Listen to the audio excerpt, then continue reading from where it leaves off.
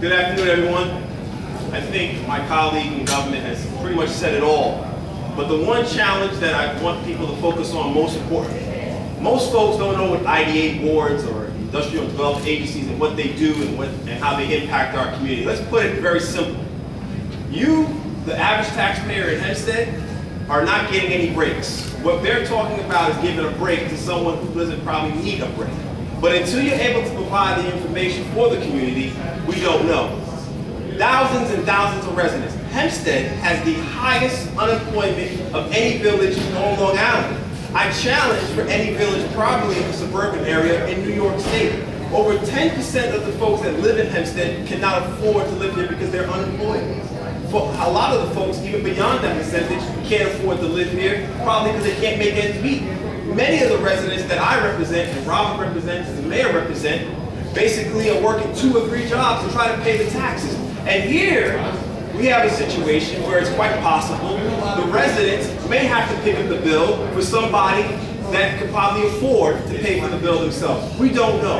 And that's why it's so important that we provide the answers. So that's why we have folks behind us, and we got folks out there. We got to continue to fight for it.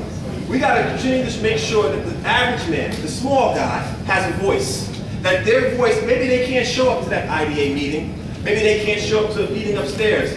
Maybe they're working 3 jobs to try to pay the taxes and put their kids through school so they can't afford to be here. But they need to make sure that their voices are heard. And they need to make sure that their voices are not just heard, but that it resounds loud and clear that there are no free breaks in Hempstead.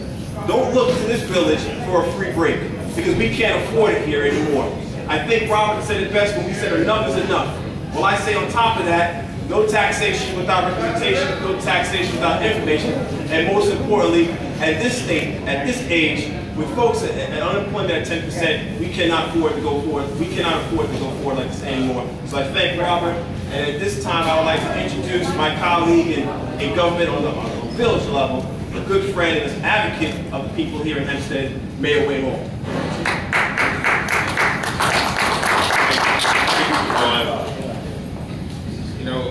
You're absolutely right, Robert, and on about the taxation. I know some of you probably say that the mayor and the board is contradicting themselves because earlier last summer we was in support of a pilot up on Terrace Avenue, but there was a big difference in that pilot up there, and that difference was that we didn't have the executive budget for the state.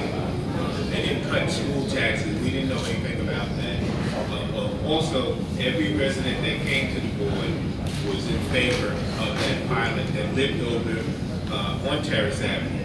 This morning, as I was speaking to the IDA board, I was handed a letter, came from the Office of the Supervisor, Town of Hempstead, and it says I'm in receipt of signed petitions forwarded by Rosemary Hamilton at 600 Fulton, and relative to the pilot program. And I just want to read what this petition says, and it's from the residents that live in this apartment complex, 590 600. It says, petition stop pilot program for 590 600 Fulton Apartments, Hempstead, New York. If the pilot program is permitted to enter our housing areas by the town of Hempstead and the village of Hempstead, and I just want to clear that up, the village of Hempstead has no jurisdiction on the IDA, and that's just a little error right there. The residents will evidently be forced out of their apartments by filthy conditions and higher rent increases. If this does happen, we will hold the town of Hempstead and the village of Hempstead is responsible. We, as registered voters, have the right to reject this program and freedom to express our concerns, as said from the First Amendment. And please sign at the bottom. This is signed by residents that live in the complex, and it's about a 10-page of signatures from those people that live in that apartment complex. So even the residents that live there do not want the pilot, and the rest of us don't want this either, because we cannot no longer support this. We have MTA taxes, we got pension funds that we have to pay more interest on, we got health care. There's so many things that are happening, and the residents of this village cannot afford this anymore. So I am not in want to see this pilot go through, and along with all the rest of us here, the residents, the clergy, we are totally against. And I can't understand it, that the feeling that I got from the IGA board this morning was that they were going to prove it no matter what, because I was told that the residents that live in that apartment don't know the real deal, and we're going to do it anyway because we think that it's going to improve their lives. But I think that we live in this village, we know what we want. They don't live here. Nobody on that board has lived in the village of Hempstead, and we just tired of people from outside telling us what to do. We're now taking charge of our own destiny, and that is we don't want this pilot, and we want the IDA board to not approve it, to table it or do whatever, but we don't want to see this go through. Thank you. Thank you, Mayor. As I said, you're joined by a number of elected officials here. In addition to from the Village of Hempstead, in addition to the mayor, we also have, he's still here, Harry Pettis. Harry Pettis, a trustee from the village, stepped away. Henry Connors and Tony Rosario would have joined us, but they're at a conference of mayors in Albany. Don Ryan, also a trustee of the Village of Hempstead, would have liked to join us, but he is testifying in a court case, so he can join us. Councilwoman Dot Gooseby has an intense interest in this as a private citizen. Unfortunately, she is serving her community right now as a council member and couldn't join us either.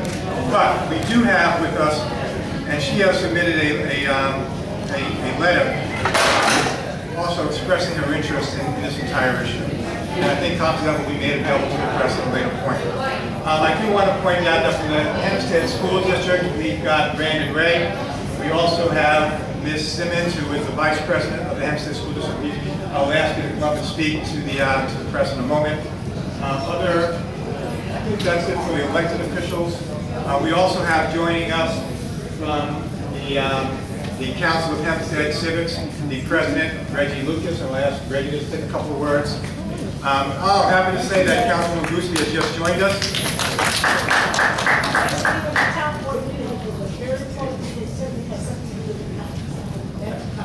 In just one moment, let's finish the introduction. We'll ask Councilwoman Gooseby to add her voice to these proceedings.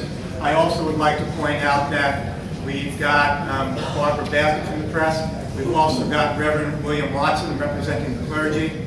And most importantly, from the Fulton Street Apartments Tenants Association, they are represented today by Ms. Simmons. After Councilwoman Gooseby speaks, we're going to ask Ms. Simmons to give her express her thoughts about this whole proposal. Councilwoman Gooseby.